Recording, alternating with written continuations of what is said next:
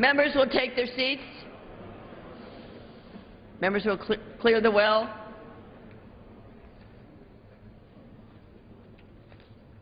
For what purpose does the gentleman from South Carolina seek recognition? Madam Speaker, I send to the desk a privileged concurrent resolution and ask for its immediate consideration. The clerk will report the concurrent resolution.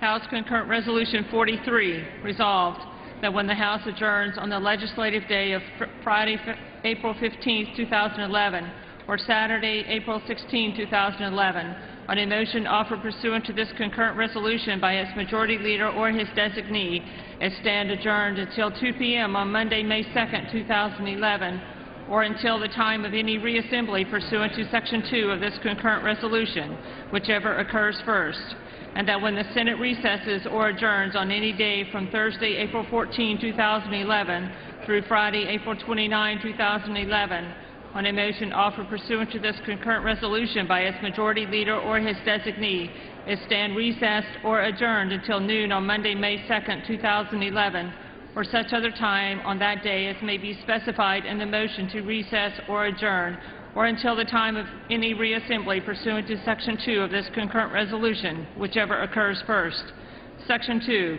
The Speaker of the House and the majority leader of the Senate or their respective designees, acting jointly after consultation with the minority leader of the House and the minority leader of the Senate, shall notify the members of the House and the Senate, respectively, to reassemble at such place and time as they may designate if, in their opinion, the public interest shall warrant it. The question is on the current resolution. All those in favor say aye. Those opposed, no. Yeas and nays on that. In the opinion of the chairs, the ayes have it. The gentleman from Virginia. We don't want it. I do request the yeas and nays. The yeas and nays have been requested. Those favoring a vote by the yeas and nays will rise. A sufficient number having risen, the yeas and nays are ordered pursuant to Clause 8 of Rule 20. Further proceedings on this question will be postponed.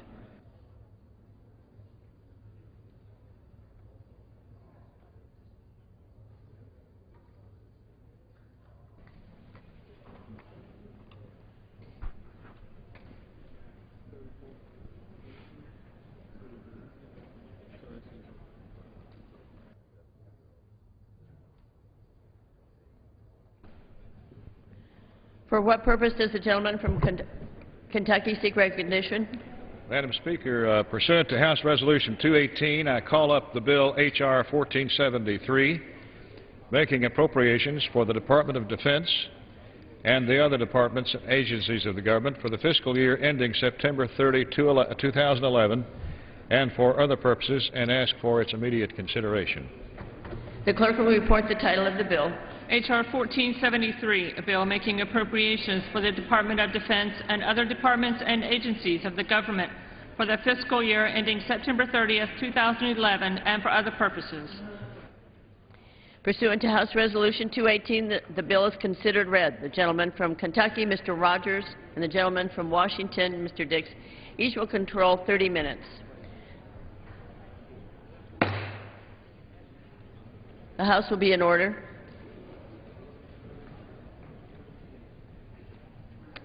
The chair recognizes the gentleman from Kentucky. Madam Speaker, I ask unanimous consent that all members may have 5 legislative days in which to revise and extend their remarks and include extraneous material on H.R. 1473, and that I may include tabular material on the same. Without objection. So ordered. Madam Speaker, I yield myself such time as I may consume. The gentleman is recognized for such time as he may consume. I'm pleased to bring to the floor today H.R. 1473, the full year spending agreement for fiscal year 2011. This final CR makes nearly $40 billion of real spending cuts compared to fiscal 2010 levels, while funding the government critical services and programs and supporting our nation's troops for the rest of this fiscal year. After weeks of hard-fought negotiations, all sides were able to come together in this final agreement to find common ground and take steps to help balance our budget. This legislation is a bold move for Congress, one that points us in the right direction on federal spending. Never before has any Congress made dramatic cuts such as these that are in this final bill. The near $40 billion reduction in non-defense spending is tens of billions of dollars larger than any other cut in history, and is the result of this new Republican majority's commitment to bring about real change in the way Washington spends the people's money. My committee went line by line through agency budgets to execute the agreement reached by our Speaker, crafting deep but responsible reductions in virtually all areas of government. Our bill targets wasteful and duplicative spending, makes strides to rein in out-of-control federal bureaucracies, and will help bring our nation one step closer to eliminating our job-crushing level of debt. This led to the following cuts from the President's budget request. Agriculture accounts were reduced by 14%. Commerce, Justice, and Science reduced by 12%. Energy and Water reduced by 10%. Financial Services, General Government, 13%. Interior and Environment by 9%. Labor, Health and Human Services and Education, 8%. Legislative Branch, 11% cut. State and Foreign Operations, 15% cut. And Transportation and HUD, 19% cut. The Department of Defense is funded at $513 billion, which is a $5 billion increase over fiscal 10 to provide the necessary resources for our troops and the success of our nation's military actions. In this bill, Madam Speaker, we've defunded Obama administration czars. We said niet, ending unsuccessful education programs, advanced efforts to repeal Obamacare, and reduced Congress's own budget.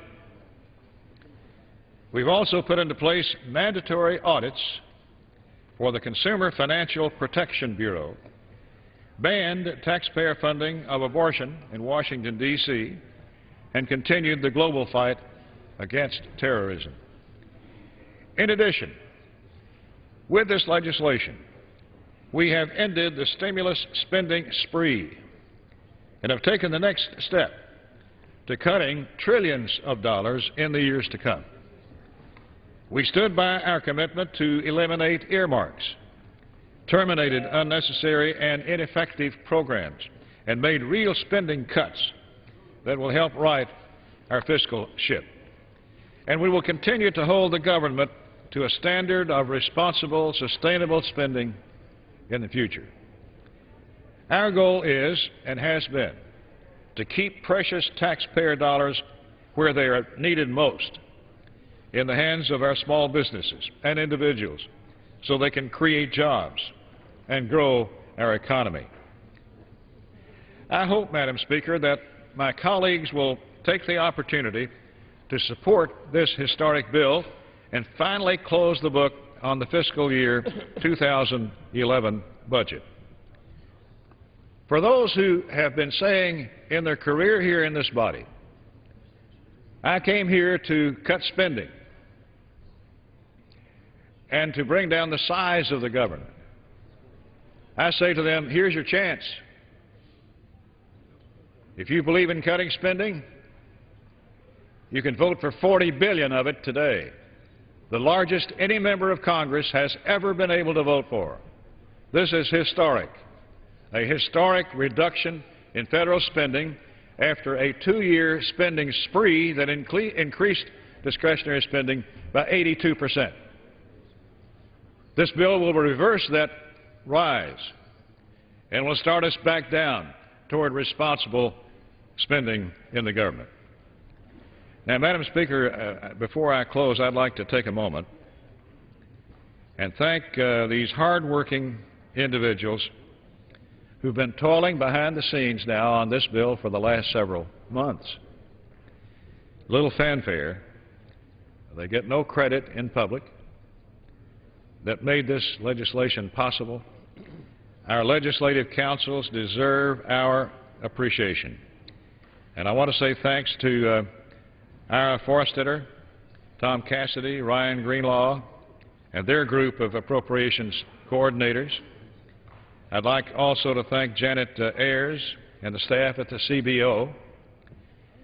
And I also want to thank the floor staff, the parliamentarians, the Capitol Police, and all those support staff who put in the extra hours to keep this institution running at its very best. And finally, I want to offer a special thanks to the Appropriations Committee's fine staff on both sides of this aisle, those in our full committee, the subcommittee clerks, the subcommittee staffs in both majority and minority. They've been given impossible task after impossible task, facing untenable deadlines, gone for days and weeks, working around the clock, and yet have miraculously produced all that we've asked of them and more. And I want to especially say a real thanks to the clerk of the committee, Bill Ingley, the deputy clerk, Will Smith, and all of the other staff that's worked on the majority side. And Mr. Dix and his wonderful staff have been just magnanimous in their support and hard work. And I want to say thank you to them as well. If you yield just for a brief second, I yield. I just want to commend the chairman for the way the two staffs have worked together and the leadership, Bill Ingley and David Pomerantz, and all the members. They have really done a phenomenal job under very difficult circumstances, and we applaud all of them. And I appreciate the chairman mentioning this. Well, they've hardly slept in 3 months, and they worked around the clocks on weekends. At 4 o'clock in the morning, you'd find them still there. So it's an amazing performance that they have contributed to this great body. I reserve the balance. The gentleman reserves the balance of his time. The chair recognizes the gentleman from Washington. I yield 3 minutes to the gentleman from Virginia, Mr. Moran, the ranking member of the Interior Subcommittee on Appropriations. The gentleman from Virginia is recognized for 3 minutes.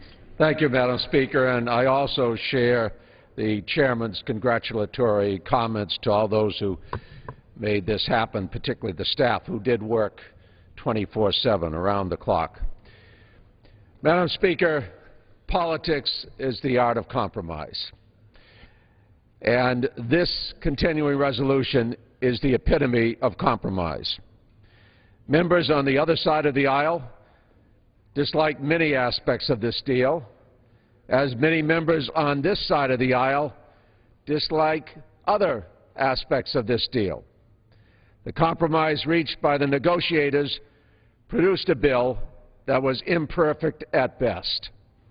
However, it's the responsible thing to do with the government shutdown looming. It does fund the Department of Defense for the remainder of the fiscal year, which is absolutely necessary for our troops currently in combat around the world.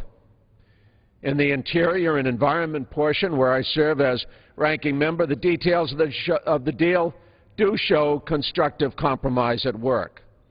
I'm pleased that all of EPA's environmental riders were dropped, but the agency was cut by $1.6 billion, mostly on the backs of states, with cuts to the safe drinking water and wastewater infrastructure programs. I guess when many Republican governors have claimed that the stimulus money was wasteful spending, then they will not object too much to a reduction in these important infrastructure programs, even though it's coming out of the pockets of their states. In a compromissory agreement, we have accepted delisting of the gray wolves from the endangered species list. But we have also secured increased funding for Indian health, which is certainly the right thing to do. As Mo Udall once said, if you can find something everyone agrees on, you can count on it being wrong.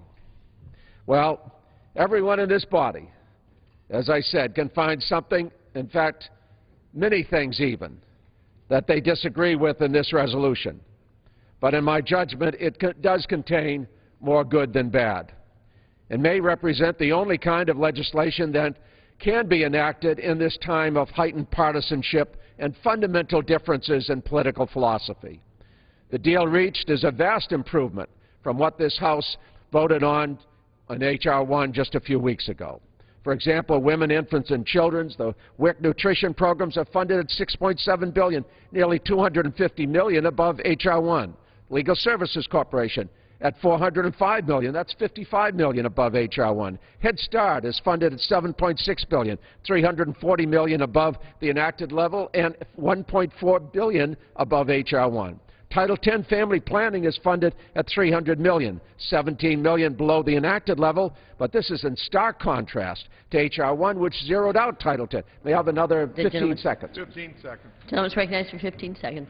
Only because H.R. 1 set such a low bar could this CR be looked at as a significant improvement. While far from perfect, we need to bring the FY11 budget process to a conclusion and provide agencies with some certainty and stability so they can go about conducting the people's business. Members will have to decide for themselves whether elements that disappoint them outweigh the good in this bill, but this may not be the time to let the perfect be the enemy of the good, Madam Speaker. The gentleman from Kentucky. Madam Speaker, I yield 1 minute to the distinguished Speaker of the House, the gentleman who toiled long and hard to bring us the largest spending cut in the history of the country, Speaker John Boehner. The gentleman is recognized for 1 minute. Well, let me thank the chairman of the Appropriations Committee, Mr. Rogers, and his staff, and all the staff for the sacrifices and hard work that they've put forward over the last several months in order to get us to this point.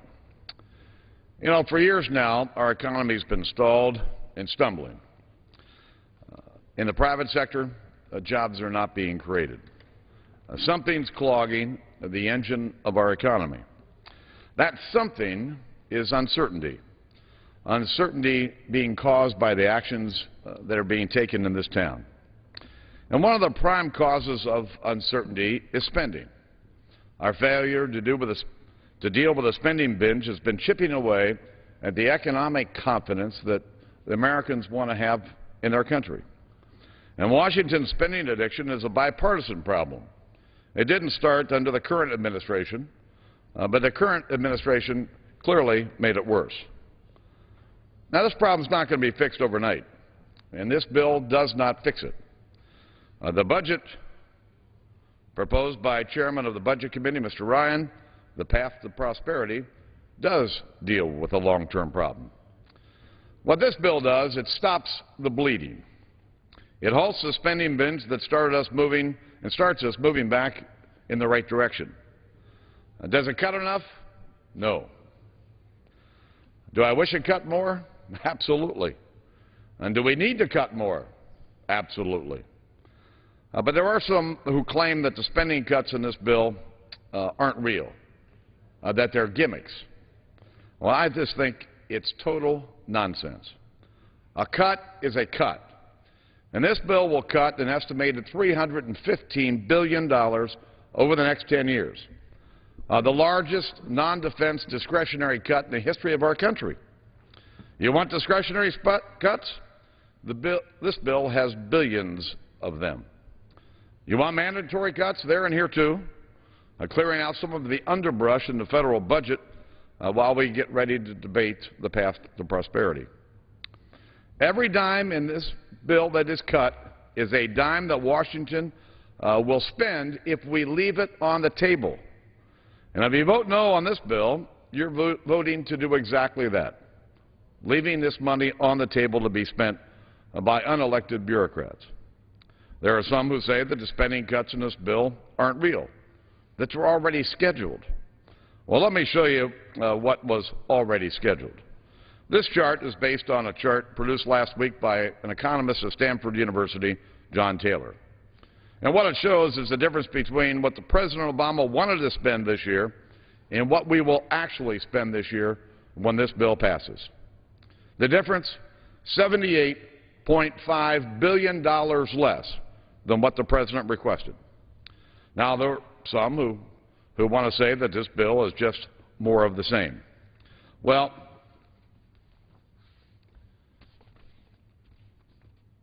if you believe that it's more of the same, This chart will show you the direction of federal spending over the last couple of years on that one-third of the budget that we call discretionary spending that we fight over all year. It couldn't be more stark. It's like driving down the highway and throwing your car into reverse. And instead of spending more and more and more, guess what? We're actually going to spend less in the discretionary budget this year. Now, there's some press articles who've picked up on some spin from our colleagues across the aisle suggesting that the bill will result in smaller savings than advertised between now and September. And it's just not the case. It comes down to the fact that there's a difference between budget authority and budget outlays. A budget authority is how much an agency is allowed to spend on a given program. It's the license to spend taxpayer dollars. Outlays show how much an agency will spend over time based on current and prior budget authority. And these are the results of how quickly taxpayer dollars are spent. The final agreement cuts nearly $40 billion in budget authority, taking away the license to spend the money, which will result in deficit savings of an estimated $315 billion over the next decade. And when we pass this bill, Washington will spend $315 billion less than it's currently on track to spend over the next 10 years. And it is just that simple. The path to prosperity is the plan that will take us where we truly need to go. This bill doesn't do that. But this bill starts us moving in the right direction. It eliminates one program from the President's health care law, cuts another program in his health care law in half. It eliminates funding for some of the administration's czars, bureaucrats that were charged with implementing the bailouts and takeovers, and guarantees that they won't be coming back. It bans taxpayer funding of abortion in the District of Columbia, ensuring that taxpayer funds won't be used to fund the destruction of human life. It saves the D.C. Opportunity Scholarship Program, giving thousands of children here in this city a chance at a decent education. Is it perfect? No. I'd be the first one to admit that it's flawed. Well, welcome to divided government. I can tell you that the negotiations that went on over the last 4 or 5 weeks, they weren't easy, especially when you've got another body on the other side of this Capitol that doesn't want to cut spending, and clearly an administration that doesn't want to cut spending. But I'll tell you that this is the best we could get out of divided government. As the gentleman referred to it earlier, as a compromise. Well, I'd say it was a hard fight to get the kind of spending cuts that we got, but these are real spending cuts. And I think this bill sets up the stage for us to begin making the fundamental changes that need to be made to put our nation back on a path to prosperity. And I would urge all of you to join me in supporting this bill. The Chair will remind all persons in the gallery that they are here as guests of the House and that any manifestation of approval or disapproval of proceedings is in violation of the rules of the House. The gentleman from Washington. I yield 3 minutes to the distinguished gentlewoman from Connecticut, Mrs. DeLauro, ranking member of the Appropriations Labor HHS Subcommittee. The gentlelady from Connecticut is recognized for 3 minutes. Madam Speaker, governing is about choices.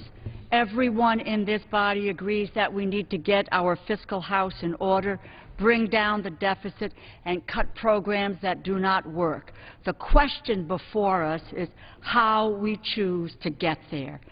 Unfortunately, at almost every turn in this continuing resolution, the majority has chosen to keep special interest giveaways to big corporate lobbyists while making middle class and working families bear the brunt of the spending cuts. Instead of ending $40 billion in oil company subsidies that this country gives out every year, they're giving them out right now. This resolution cuts $1.6 billion from our attempts to protect the environment, prevent climate change, and it slashes education and infrastructure funding, biomedical research, and food safety. The chairman of the full committee said a moment ago that we are going to cut this deficit by $40 billion. by cutting those programs. We could have made up that difference with the $40 billion in the subsidies that we give to the oil companies today. Instead of ending billions in subsidies to big agribusiness, it cuts funding for food safety inspections, women's health care under Title X. It virtually eliminates the National Health Service. Instead of ending billions in tax loopholes for corporations who ship our jobs overseas, it slashes funding for vital job training services by $1 billion. It ends education programs that our children rely on, like Even Start and Teach for America. It ends literacy programs for children in the United States, and at the same time, we are providing dollars in Afghanistan to train their youngsters in literacy while cutting it out in the United States of America. Instead of ending the billions in tax breaks for the wealthiest Americans, it guts community health centers by $600 million. It cuts funding for women and with infant and children by $500 million. It shortchanges public safety. It cuts biomedical research and cuts the Centers for Disease Control by 11%. The American people expect better from us.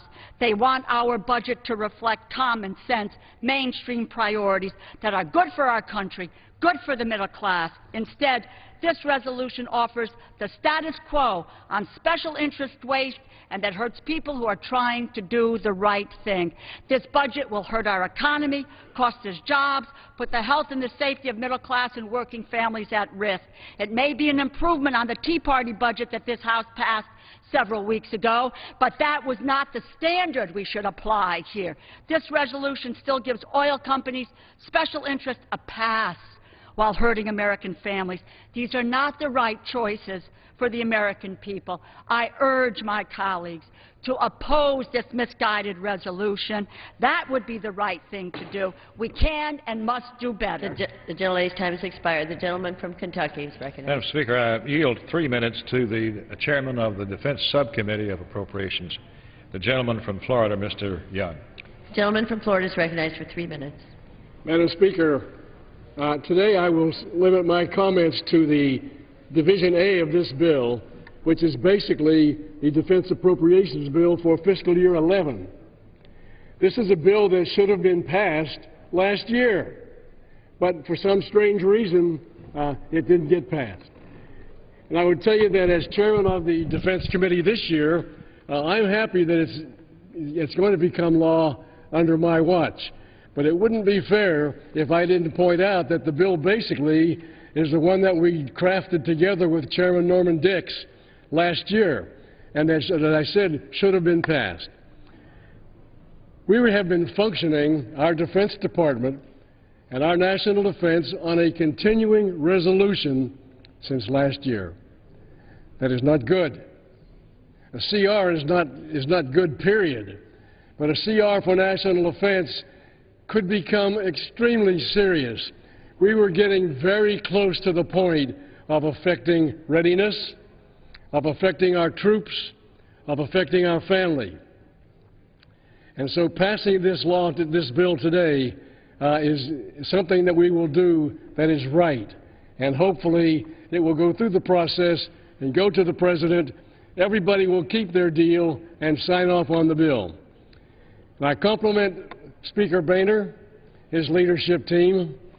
I compliment Chairman Rogers and his team, because we looked at this bill very closely and they asked me if we could, the subcommittee, could reduce some of the defense spending in this bill. The answer was yes. We were diligent. We spent days, hours, weeks making sure that we found sources of money that we really could eliminate without having a negative effect. And I would say to my colleagues, I would never support an appropriations bill or any other bill that will affect our readiness or that will affect our troops. Just won't do it. I can't do it. The defense of this nation and our soldiers who provide that defense is too important. But when Chairman Rogers asked if we could go to this number, we were very careful. There is a reduction in the defense bill in this bill. And for those of you who are concerned that it might have had an adverse effect on our nation's defense, it will not. We don't want to make very many more cuts in the defense bill, because today we don't know what the requirement is. There's discussion at the White House and with the Secretary of Defense, who almost seem to disagree now, that there should be more cuts, more draconian cuts. You can't do that. You can't just pick out a number for defense out of the air. You can't roll the dice. You can't spin the wheel. You've got to make your funding and your investment in national defense based on what is the threat to this country. I yield back. The gentleman yields back. The gentleman from Washington is recognized. I yield 3 minutes to Congressman Mike Ross, distinguished leader here in the House from Arkansas. Gentleman from Arkansas is recognized for 3 minutes. Thank you, Madam Speaker. And, you know, I've heard several references this afternoon to this 2-year spending spree. And I would take issue with that, Madam Speaker. It took George Washington through Jimmy Carter to put this country $1 trillion in debt. We've added the other $13 trillion, not in the last 2 years, but we have added it since 1981. So I think if we're going to be honest with the American people, we've got to say we've been on a 30-year spending spree with the exception of 4 years during the Clinton administration where we had back-to-back balanced budgets. But I rise today to discuss the importance of education funding to our children and our nation's future success and prosperity. While I commend all sides for coming together to make spending cuts, I also believe that these are important investments in education that must be protected, prioritized, and maintained. Proven programs like Title I, IDEA, TRIO, and education technology should be maintained and prioritized because they provide essential services to the students with the greatest needs throughout our nation. I'm concerned that we're moving away from basic education aid to all states and increasingly relying on competitive grants, which often disadvantage rural school districts and rural students in many states, like my home state of Arkansas. Ultimately, I believe that how we choose to invest our nation's resources reflects our priorities as a people and as a nation. And if we truly want to grow our economy and create jobs in an ever-increasing global economy, our priority must be on our nation's education system and ensuring that all students receive a world-class education. As we continue working together to reduce our debt and reduce spending, I hope that we can put an emphasis on the educational needs of our children and continue to invest in their futures. Our children did not get us in this fiscal mess. Let's not punish them. Rather, let's make the difficult choices and the tough decisions that the people sent us here to make to ensure that we can put this nation on a path toward a balanced budget. And with that, Madam Speaker, I yield back the balance of my time. The gentleman yields back. The gentleman from Kentucky is recognized. Yield 2 minutes to the distinguished gentleman from Virginia, Frank Wolf, who's chair of the Commerce, Justice, Science, Appropriations Subcommittee. The gentleman from Virginia is recognized for 2 minutes. Thank you. I want to begin by acknowledging and thanking the Speaker and his staff. I think John Boehner has done an incredible job, and also Mr. Rogers and the Appropriations staff on both sides of the aisle for the good work. This has never really been done before. I rise in very strong support of the bill, provides the appropriations for the Defense Department and other agencies. The bill before the House is a long overdue conclusion to the fiscal year 2011 appropriation process, which previous Congresses had failed to really address. The new Congress has crafted a package of thoughtful and necessary reductions to discretionary spending, which will put the country back on a path of fiscal responsibility. The bill includes a total of $53.4 billion on the jurisdiction of Commerce, Justice, Science, reduction of $11 billion, or 17% from fiscal year 2010, and reduction of $7 billion, or 12% from the President's request. At the same time, the bill preserves the strong funding levels for the critical national priorities, such as the FBI national security programs and the basic scientific research supported by the National Science Foundation and NIST and others. Also, the bill includes the funding language needed to allow NASA to move forward with the new space exploration program that were outlined in the authorization bill. This takes care of NASA and members on both sides asked with regard to that. There's also, I would let members know, language prohibiting NASA and the Office of Science and Technology in the White House from participating in bilateral cooperation with China. The Chinese regime is engaged in an aggressive espionage program to steal sensitive technology from the federal government and American companies. Every day they engage in cyber attacks against sometimes almost all of the agencies, but also the Defense Department and Congress included. This bill contains the tough but responsible decisions on discretionary spending that are necessary. It's easy to condemn and complain, but this is a good bill, and I urge all members to support it. Gentleman's time has expired. The gentleman from Washington is recognized.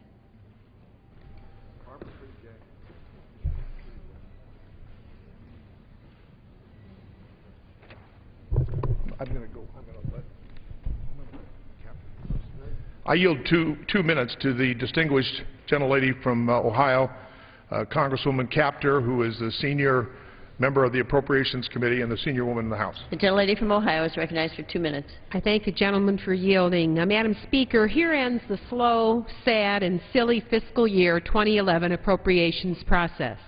It ends on a day when unemployment claims are going up, not down, when gas prices are rising, and when food prices are dramatically on the rise. I say to my colleagues that it is mathematically impossible to balance a $1.5 trillion deficit by only cutting from the 12% of total federal discretionary spending and with no tax break spending on the table.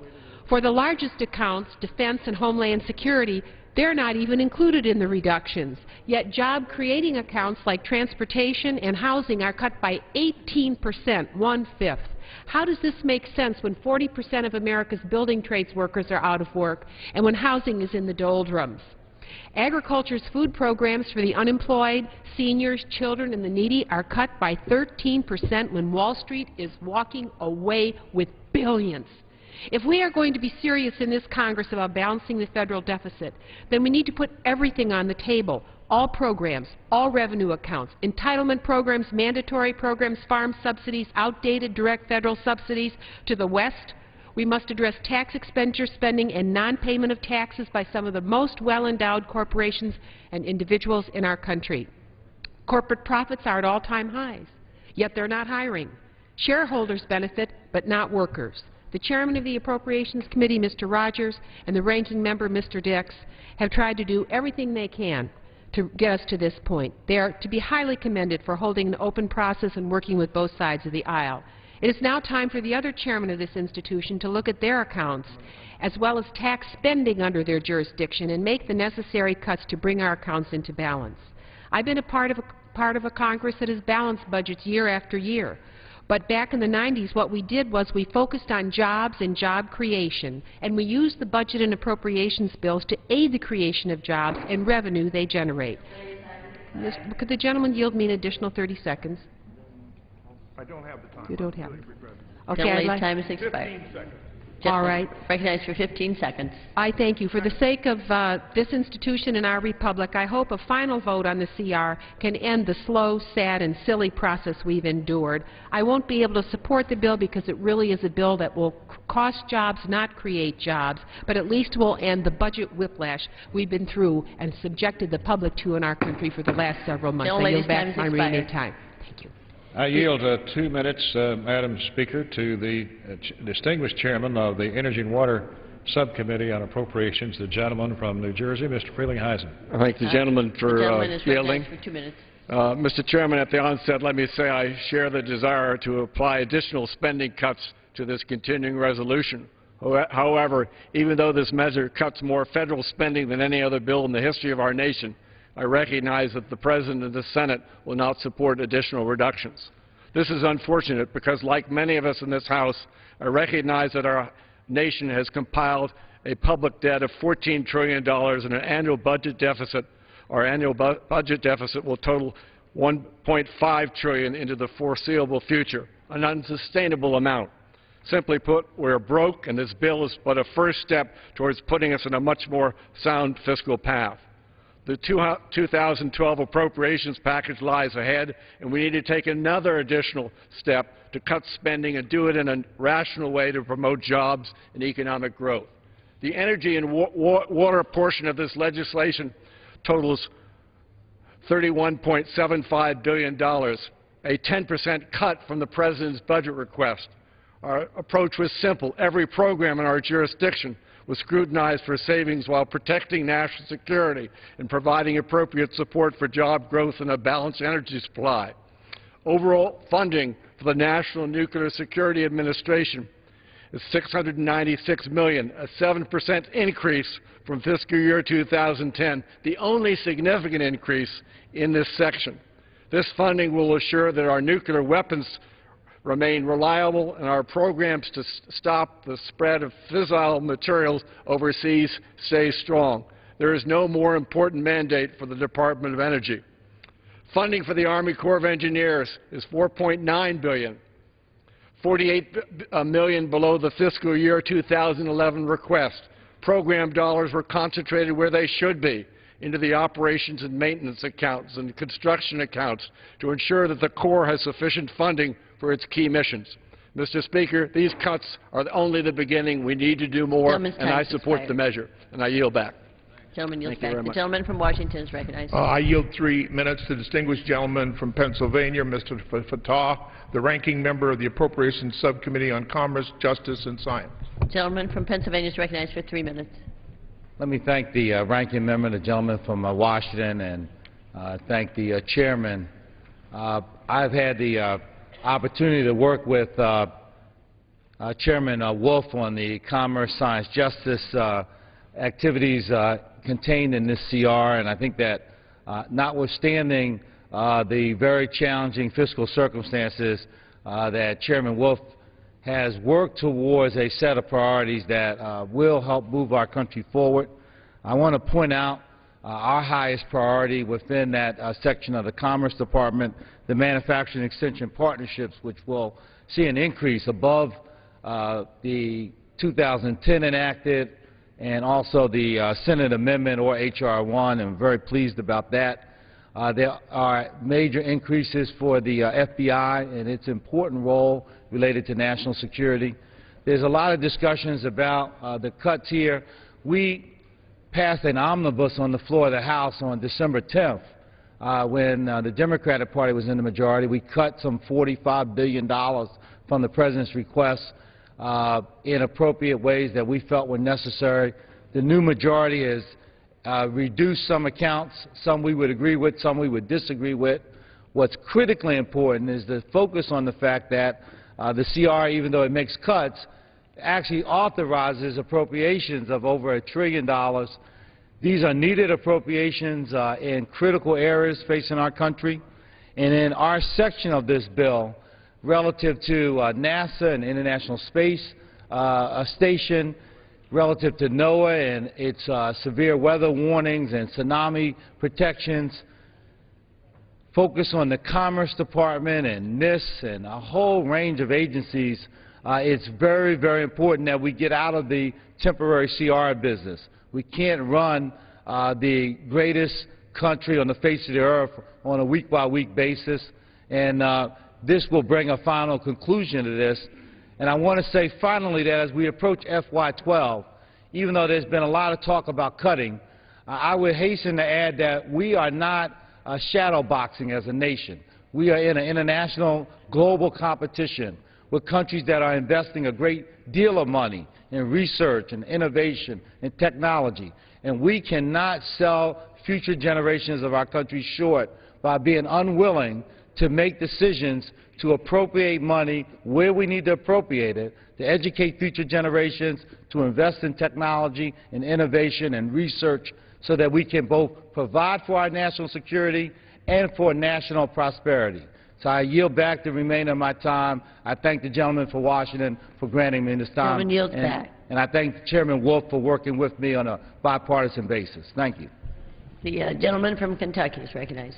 Madam Speaker, I yield 2 minutes to the distinguished chairman of the Homeland Security Subcommittee on Appropriations, the gentleman from Alabama, Mr. Adderhope. The gentleman from Alabama is recognized for 2 minutes. Thank you, Mr. Chairman, for yielding. Madam Speaker, as many have said here today, our government has a spending problem, and the American people are demanding we find a solution. The bill before us today is a step toward finding that solution. The bill that we are voting on this afternoon is truly historic. It contains discretionary spending cuts that are nearly 5 times larger than any cut in history. The Homeland Security title of this CR strikes the right balance between funding priority programs that are essential to our nation's security and at the same time keeping our discretionary spending in check. In fact, this bill marks the first time that the annual discretionary budget for Homeland Security has been reduced from the previous fiscal year. This CR provides a total of $41.75 billion in discretionary funding for the Department of Homeland Security. This funding level is $784 million below the FY 2010 and $189 billion below the President's FY 2011 request. In contrast to previous annual spending bills, this CR provides funding for annual cost of disasters from within the existing budget. So rather than us relying on emergency supplementals to fund the disaster relief from the White House was maneuvering for, the CR responsibly addresses the shortfall in disaster relief costs the President failed to address in the FY 2011 budget request. Supporting the cost of security demands truth in budgeting, and this Congress is delivering where the President and OMB has failed. Having said that, the Department of Homeland Security is not immune from fiscal discipline, and underperforming programs have been significantly cut in this CR. By implementing these cuts, we are not choosing between Homeland Security and fiscal responsibility. Both are serious, and national security items must be dealt with immediately. That is precisely why this CR also includes sufficient funding to sustain the crucial— Gentleman's time has expired. Can I have 30 seconds? 30 seconds. I yield, gentlemen, 30 seconds. Gentleman's yielded 30 seconds. This is precisely why this CR also includes sufficient funding to sustain critical operations at the frontline agencies such as CBP, Coast Guard, ICE, Secret Service, TSA, and the Department's Intelligence Office. Madam Speaker, Homeland Security is far too important to be subject to budget gimmicks and inadequate justifications. The Homeland Security title of this CR responsibly funds programs vital to our nation's security and will help get our federal budget on track. I thank the distinguished committee chairman for yielding the balance. Gentleman yields back. The gentleman from Washington is recognized. I yield 3 minutes to the distinguished gentleman from California, Mr. Farr, who's the ranking member of the Appropriations Subcommittee on Agriculture and Rural Development. The gentleman from California is recognized for 3 minutes. Madam Speaker, thank you very much, and thank you, Mr. Dix, for yielding. I rise today in appreciation for the hard work that's gone on in our Appropriations Committee. When you think about it, this Saturday will mark 2 months from the day that this House passed H.R. 1, which was a really draconian bill that put all kinds of riders and eliminated all kinds of family planning money for things like Planned Parenthood. It sort of knew the price of everything and the value of nothing. And I'd like to compliment the Republican leadership for coming around on this agricultural bill. Is certainly a much better improvement than it was in H.R. 1. It also shows that they're not wedded to H.R. 1. If the message goes out that they make adjustments, they restored nearly all the $1.9 billion, 9% higher than H.R. 1 in overall spending. The WIC program, the program that feeds low-income women expecting children or have children, is funded at a level sufficient to support what we think will be the participation levels this year when a lot of people are unemployed and in poverty. The food safety activities at the USDA are increased by more than 8% over H.R. 1. They broke the H.R. 1 hold and have come up, and I compliment them for that. The Food and Drug Administration was increased by nearly 17%. 17% in an era when we're really worried about food safety and the issues of food safety. The McGovern-Dole program, which is food aid to foreign countries, provides our American food to really needy countries, is nearly twice what it was in H.R. 1. The rural and water and waste programs are 30% higher than they were in H.R. 1. But agriculture title really falls short from the President's request of 2000, particularly in the emergency food for people around the world who are in desperate need. We take surplus American food and give it to countries that are really starving. And when we're trying to win the hearts and minds of people and fight the war on poverty, we need to have this program not decreased, but increased when the world's in a lot of hurt. Lastly, I'd just like to point out that what really bothers me is that we're putting $5 billion more in the Defense Department, at the same time cutting $25 million from the Peace Corps. Peace Corps is only $400 million. It's a small weapon system for the military, the entire thing. We have 7,000 Peace Corps volunteers in 77 countries. 10 more countries want us. 14,000 Americans want to be in the Peace Corps, and we're cutting it? You can't win the war without winning the hearts and minds. The War Corps with $5 billion isn't going to do as much as a Peace Corps with another $25 million. Thank you. Gentleman yields back. The gentleman from Kentucky is recognized. Yield 2 minutes to the distinguished chairwoman of the Financial Services Subcommittee on Appropriations, the gentlelady from Missouri, Ms. Emerson. Gentlelady from Missouri is recognized for 2 minutes. Thank you, Mr. Chairman, Madam Speaker. When I took hold of the gavel of the Subcommittee on Financial Services and General Government, I took to heart the responsibility to reduce federal spending on behalf of future generations of Americans. The Financial Services section of this Act provides a total of $22 billion, a $2.4 billion or 10% reduction from fiscal year 2010 levels, and a reduction of $3.4 billion or 14% from the President's fiscal year 2011 request.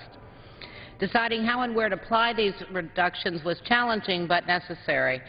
Our propensity to spend now and repay later with interest has already saddled our children and grandchildren with $14 billion of debt.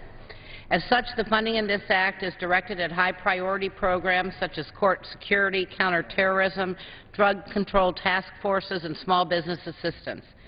Funding for new construction by the General Services Administration is dramatically reduced to gain control over management and operation of the federal building inventory. Other programs are selectively reduced, including programs within the Executive Office of the President and the Treasury Department, because these two agencies should be the model of efficiency and economy for the rest of the executive branch. The Act measurably improves oversight and accountability of the executive branch by requiring a new annual GAO study of all financial services regulations, including the Consumer Finance Protection Bureau, a new GAO study on the usefulness and accuracy of the Consumer Product Safety Commission's flawed consumer complaint database, and the elimination of 4 executive branch SARs who are not confirmed by the Senate and therefore not accountable to the people. The Act also includes $77.7 million for school improvement in D.C., including a $2.3 million increase for opportunity scholarships, and this funding, along with the Speaker's language to reauthorize the program, will increase educational opportunities for low-income students in the nation's capital. This effort represents an important starting point for our committee and our Congress, and I look forward to continuing to work with my colleagues on both sides of the aisle. Gentlewoman's time has expired. Thank you, Madam Speaker. I yield back. The gentleman from Washington is recognized. I yield 3 minutes to the distinguished gentleman from Georgia, Mr. Bishop, the ranking member of the Appropriations Subcommittee on Military Construction and Veterans Affairs. Gentleman from Georgia is recognized for 3 minutes. Thank you, Madam Speaker, and thank you to the gentleman from Washington for yielding. Madam Speaker, today marks the end of the FY11 process, a process that should have been completed a long, long time ago. Failing to stop a government shutdown would have destroyed the American people's confidence in the ability of Congress to govern. Thankfully, with only minutes to spare, last week the House, the Senate, and the White House came together to avoid a government shutdown, striking a compromise to keep our federal government running for the remainder of FY11. Now, this bill is by no means perfect. I'm particularly concerned about the impact of funding reductions to several areas, including $335 billion cuts in Pell Grants for our students, $700 million in cuts for our local and state law enforcement personnel, the people who keep us safe. And I'm also very concerned about our rural agricultural communities, cuts in $433 million to the Farm Service Agency for direct and indirect loans. But, Madam Speaker, this bill is a far cry from the draconian meat-cleaver approach of H.R. 1, and I hope my colleagues will think about what we just went through and use this final resolution as an example of how we should approach FY 12. Our country cannot afford to repeat the irresponsible process going forward that we resolve here today. Democrats and Republicans on both sides of Capitol Hill must work in a bipartisan fashion to produce a responsible budget that will help grow our economy and responsibly reduce our deficit. If this spending package becomes law, Congress will have made the largest cut to discretionary spending in the history of this body, cutting nearly $40 billion from the FY10 budget. The CR provides $73.1 billion for military construction and Veterans Affairs, which is $3.4 billion below the FY10 enacted level. Construction accounts are conformed to the FY11 National Defense Authorization Act, which included reductions to the budget request for FY11.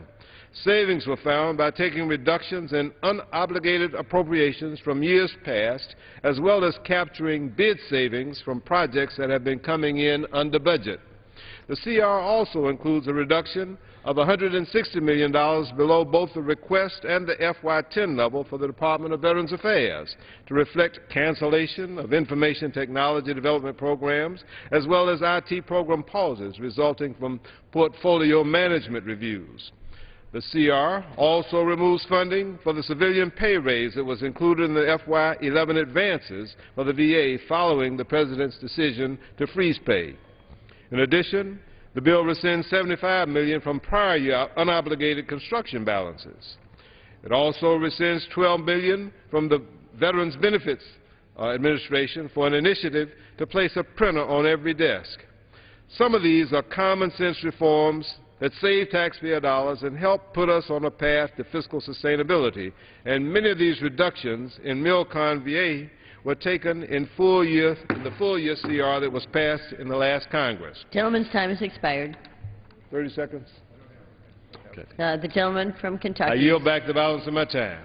Gentleman from Kentucky is recognized. I yield a minute and a half to the distinguished chairman of the Military Construction and VA Subcommittee Chair on Appropriations, gentleman from Texas, Mr. Culberson. Gentleman from Texas is recognized for a minute and one half. Thank you, Mr. Chairman and Madam Speaker. The Military Construction and Veteran Affairs portions of this bill vividly illustrates the importance of passing our appropriations bill as soon as possible. Our warfighters in the field cannot afford to have any air bubbles in the logistical pipeline that supports their operations. Their families, their loved ones cannot afford to have the barracks, the living quarters in which they are housed to be delayed any longer. The Marine Corps urgently needs bachelor's enlisted quarters to get done as fast as possible. The Marines have already had several $billion worth of projects already delayed.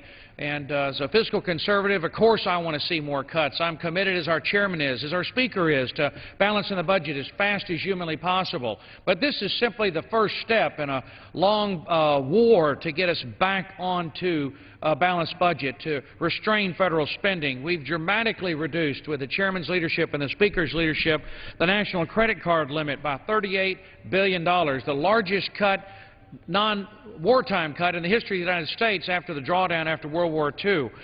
We've actually seen reductions for the first time, Madam Speaker, in this bill. I asked the staff, when I came in brand new to this job in January, to find savings that would not impact the quality of health care for our veterans or reduce the quality of the housing provided to our men and women in uniform. And we've done that with construction bid savings. We've done it by taking money that was not yet used for information technology. We've done it by reducing money that was taken away, money that was already there and unspent, both at the Veterans Affairs Committee and in construction accounts. But above all, we've preserved the quality of life for our veterans and the quality of their health care while saving money. It's an important bill, and we need to pass it today. Gentleman from Washington is recognized. I yield 2 minutes to the distinguished gentlewoman from California, Ms. Lee, a valued member of the Appropriations Committee. The gentlelady from California is recognized for 2 minutes. Thank you very much. I want to thank the gentleman from Washington for yielding and also for his leadership. I rise in strong opposition to this continuing resolution. Budgets are moral documents that reflect who we are as a nation. They're not just about dollars and cents. These cuts won't create jobs, foster economic opportunity, or provide pathways out of poverty. Instead, it eliminates billions in investments in our workforce, our transportation infrastructure, our small businesses, and most importantly, in our people. It's a bold assault on millions of people who rely on our safety net. These budget cuts and warped priorities should be a moral outrage to every member of this body.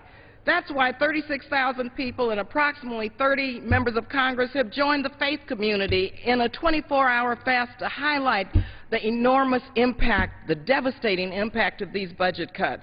This bill is nothing more than a Tea Party checklist of targeting programs that help the most vulnerable. $4 million from the WIC program, $300 million from COPS, $125 million from dislocated worker assistance programs, $49 million for mentoring children of inmates, $17 million for Title X family planning programs, and $25 million for Veterans Affairs supportive housing vouchers.